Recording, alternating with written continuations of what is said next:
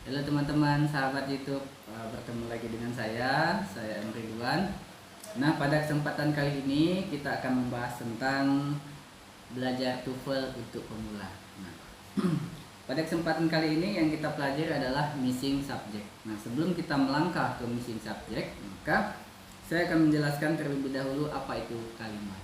Nah, sama seperti dengan bahasa Indonesia, kalimat itu terdiri dari subjek, kemudian predikat, kemudian objek, kemudian keterangan. Ini dalam bahasa Indonesia, subjek, predikat, objek, keterangan. Kemudian ini pun juga sama dalam bahasa Inggris, ada juga subjek, ada verb, ada objek, ada komplement. Ini dalam bahasa Inggris, subjek, verb, objek, komplement. Nah, pada kesempatan kali ini yang kita bahas adalah subjeknya. Apa-apa itu subjek? Nah, yang pertama yang bisa kita jadikan subjek itu adalah noun. Noun. Apa itu noun? Noun ini adalah kata benda. Kata benda itu contohnya ini. Ini kita bisa sentuh, ini adalah kata benda eraser. Gitu. Kemudian a pen. Gitu. Atau two pens. Seperti itu. Kemudian ada juga kata benda yang tak berwujud, contohnya seperti kebahagiaan, happiness, ada awalan dan akhiran, atau kemerdekaan, freedom, seperti itu. Kemudian yang kedua yang bisa kita jadikan sebagai subjek adalah noun phrase. Nah, noun phrase ini adalah gabungan beberapa kata. Nah, contohnya adalah a pen. Nah, membentuk kasa dia jadinya a pen. Atau mau disambung lagi a black pen. Nah, ini dalam jumlah satu. Kemudian kalau misalnya dalam jumlah banyak, bisa kita two black pen. Nah, sama juga two pens, seperti itu. Nah, ini dalam jumlah yang banyak. Ini subjeknya sama seperti it, dan ini sama seperti they. Kemudian setelah noun, noun phrase, kemudian kita masuk yang ketiga adalah pronoun.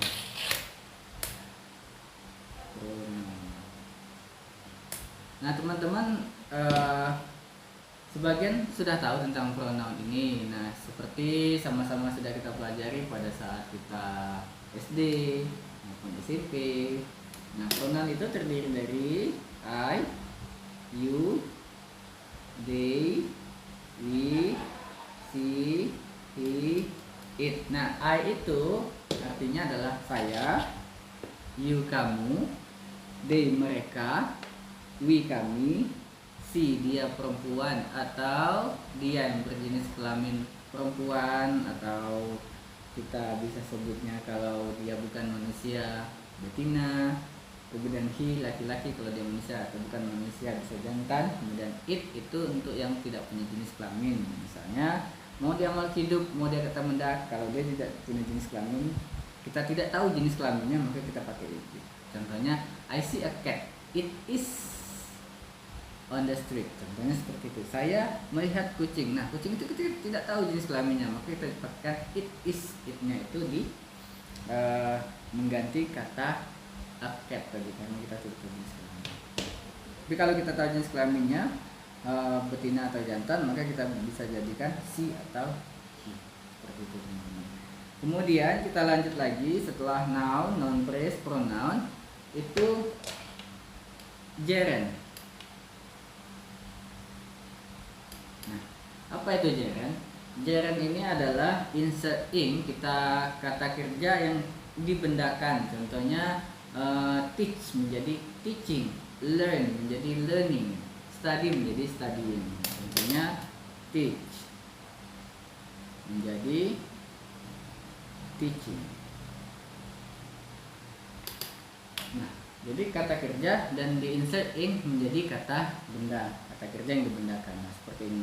Nah, untuk penjelasan ini pasti teman-teman sudah memahami tentang subjek tersebut. Nah, kemudian ayo kita beranjak ke soal.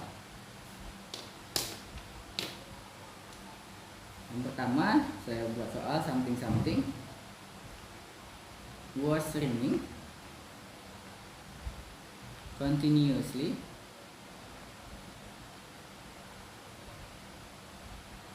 for some hours.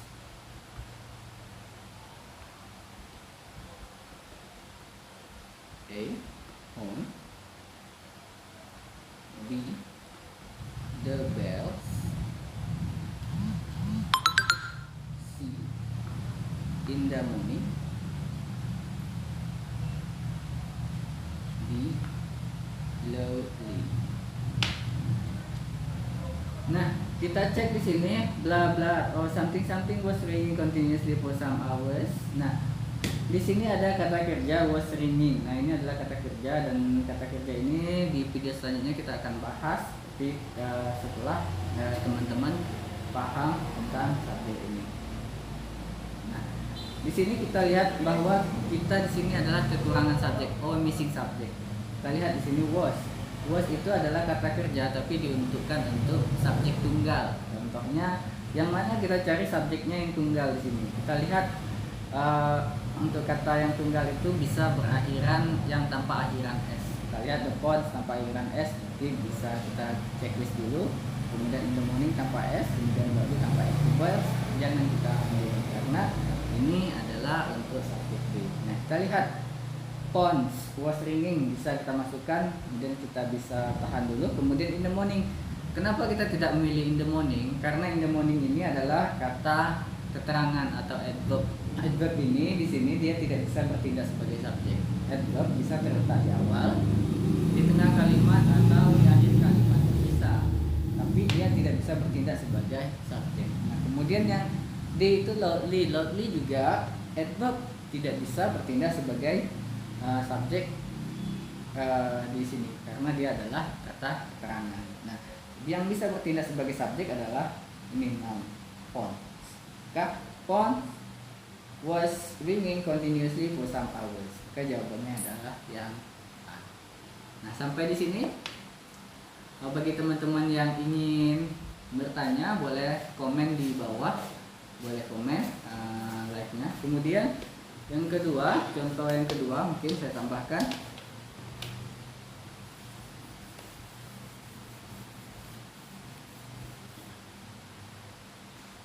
Something was back up